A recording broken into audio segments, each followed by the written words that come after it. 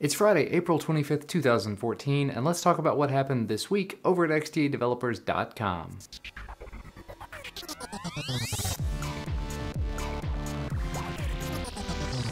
First up, device updates. As of this week, Verizon has started rolling out the KitKat update to the HTC Droid DNA.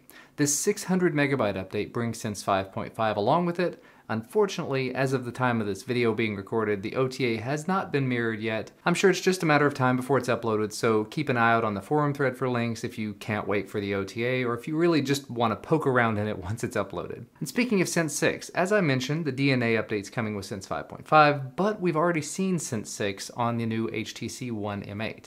Well, as of this week, HTC went ahead and updated their software updates page for the US and Canada to show off the progress of bringing Sense 6 to the HTC One M7, the One Max, and the One Mini.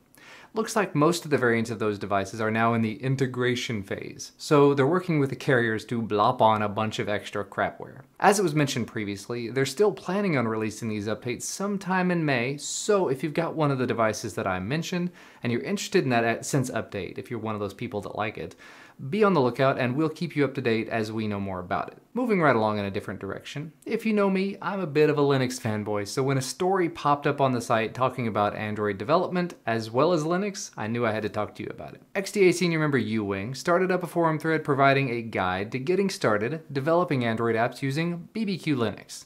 BBQLinux is an Arch Linux-based distribution actually put together by XDA's senior recognized developer CodeWorkX, so it's awesome to see a crossover there. Anyway, Ewing's thread combines screenshots, code samples, and loads of other information about getting started with it, so if you've been meaning to make that leap over to developing Android apps on Linux, this might be a great way to go about getting started.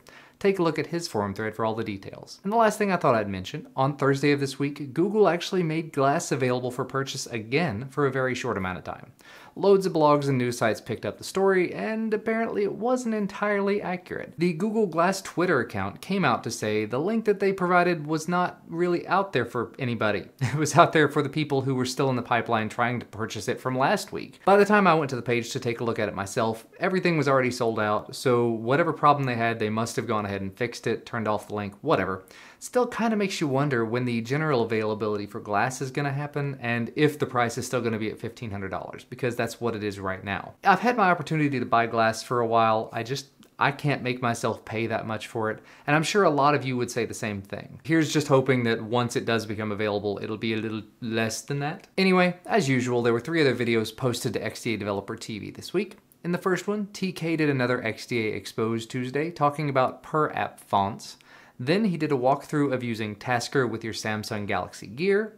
And finally, he did another Android app review of Auto Config Free. For the links to any of those videos or any of the other stories that I talked about, make sure to check out the video description down below. You can also find links to my YouTube channels down at the bottom of the video description as well. Remember to hit that like button down below if you like this video, and subscribe to receive our content as soon as it becomes available.